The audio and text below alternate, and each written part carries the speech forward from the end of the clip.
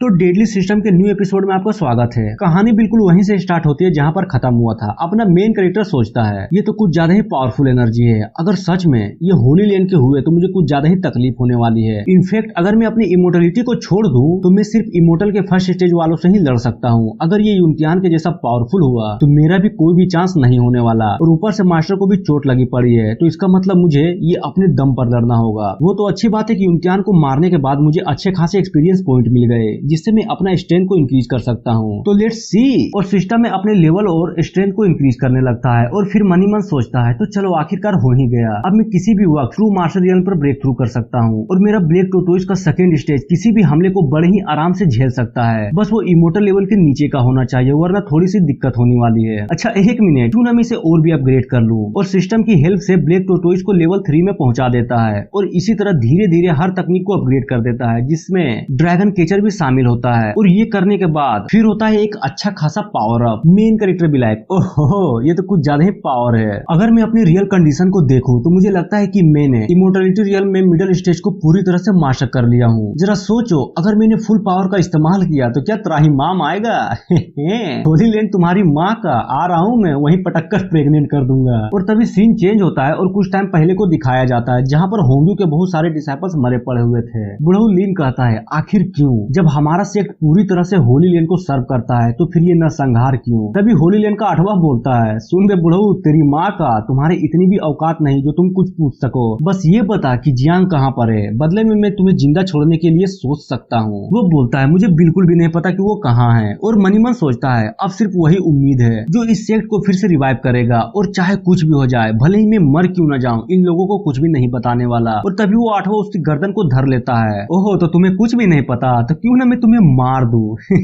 और उसकी गर्दन को दबाने लगता है, जिससे बुढ़ऊ लीन को कुछ ज्यादा ही दर्द हो रहा था। वो सोचता है क्या किस्मत है, मैंने कभी भी नहीं सोचा था कि अपनी पूरी जिंदगी होली लैंड की गुलामी में बिता दूंगा, और अब मेरी मौत इस तरह से होने वाली है। और तभी एक अटैक आता है जिससे बुढ़ऊ लीन तो बच जाता है, लेकिन उस अटैक के कारण 8वां का एक हाथ पूरी तरह से खत्म हो जाता है। वो भी लाइक ओहो एक मास्टर। तभी बुढ़ऊ वो बोलता है कमीने कहीं के, तुम्हारी हिम्मत कैसे हुई मेरे होंगू सेक्ट में इस तरह की हरकतें करने की। तभी दाई को दिखाया जाता है जो बुढ़ऊ लीन से पूछती है फादर आप ठीक तो है ना, आपको ज्यादा चोट तो नहीं लगी? और फाइनली बहुत सारे चैप्टर्स के बाद हमें इस लड़की को दिखाया गया है। 8वां बोलता है फाइनली इस सेक्ट में कोई तो मिला जो बस थोड़ा सा पावरफुल है, बस थोड़ा सा, और अपने हाथों को फिर से रिजनरेट कर लेता है। और ये देखकर बुढ़ऊ वो भी मनी मन सोचता है ये कैसे हो सकता है, रिजनरेट का पावर, ये तो सिर्फ एक इमोर्टल रियल वाले बंदे ही कर सकते हैं, पर ये लड़का तो कुछ ज्यादा ही जवान है। तभी अपना सेक्ट मास्टर लीन बोलता है एल्डर जरा संभल कर, ये दोनों होली सन्स है और हम होली लैंड को अपना दुश्मन बनाना बिल्कुल भी अफोर्ड नहीं कर सकते। वो बोलता है अरे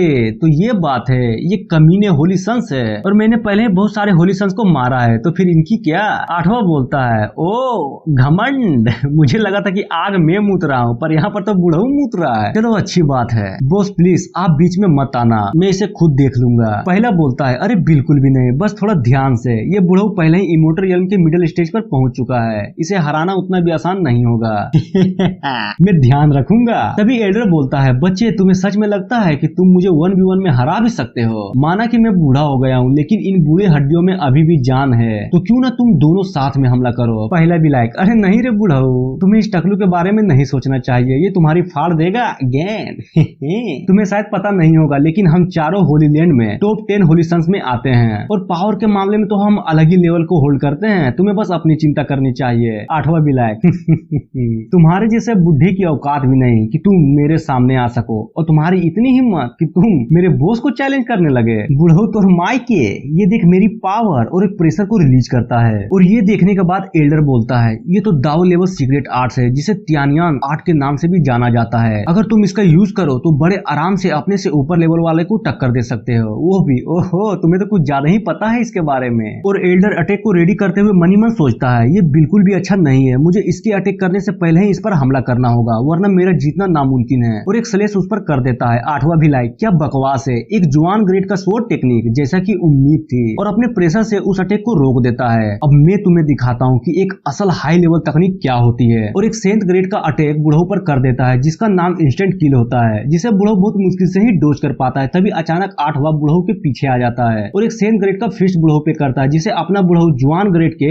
विंटर आर्मर तकनीक से ब्लॉक करता है। बट एट द एंड बुढ़ऊ की शील्ड टूट जाती करती है और वो अटैक उसे लग जाता है, जिससे वो जमीन को फाड़ते हुए तोड़ते हुए दूर गिरता है और वो मुश्किल से खड़ा हो ही रहा था तभी उसे दूसरा अटैक लगता है जो उसके कंधे को चीरते हुए बाहर निकल जाता है, जिससे एल्डर को कुछ ज्यादा ही दर्द हो रहा था। सिर्फ एक ही अटैक और बुढ़ऊ इतनी बुरी तरह से घायल हो गया, ये बुढ़ऊ में तो बिल्कुल भी दम नहीं है। और ये सारे लफड़े को देखकर दाई बोलती है ये तो बिल्कुल अनफेयर है, बुढ़ऊ की सारी तकनीकें उसके सेंथ ग्रेड लेवल के तकनीकों के सामने कुछ भी नहीं है। एल्डर बोलता है ये होली लैंड सच में कुछ तो है, इनके रिसोर्सेस और पहुंच कुछ ज्यादा ही बड़ी है, हमें अपने होंगो सेक्ट को यहाँ से शिफ्ट करना होगा तभी हमारे बचने की कोई उम्मीद है। और आठवां धीरे धीरे बुढ़ो की ओर चलते हुए बोलता है कितना बेकार है, ये तो धीरे धीरे मर रहा है, मैंने तो सिर्फ एक ही हमला किया था वो भी अपनी अंगुली से, पर तुम्हें चिंता करने की कोई भी जरूरत नहीं है क्योंकि मैं एक अच्छा आदमी हूँ, बस तुम ये बताओ कि जियांग कहाँ पर है और मैं तुम्हें जाने दूंगा। वो भी अरे बेवकूफ, मेरी मौत तो पहले ही तय हो चुकी है, तो तुम्हें सच में लगता है कि मैं दया की भीख मांगूंगा। और अपने सीने में अटैक करते हुए बोलता है मुझे माफ कर देना तुम लोग, मैं तुम लोगों की मदद नहीं कर पाया।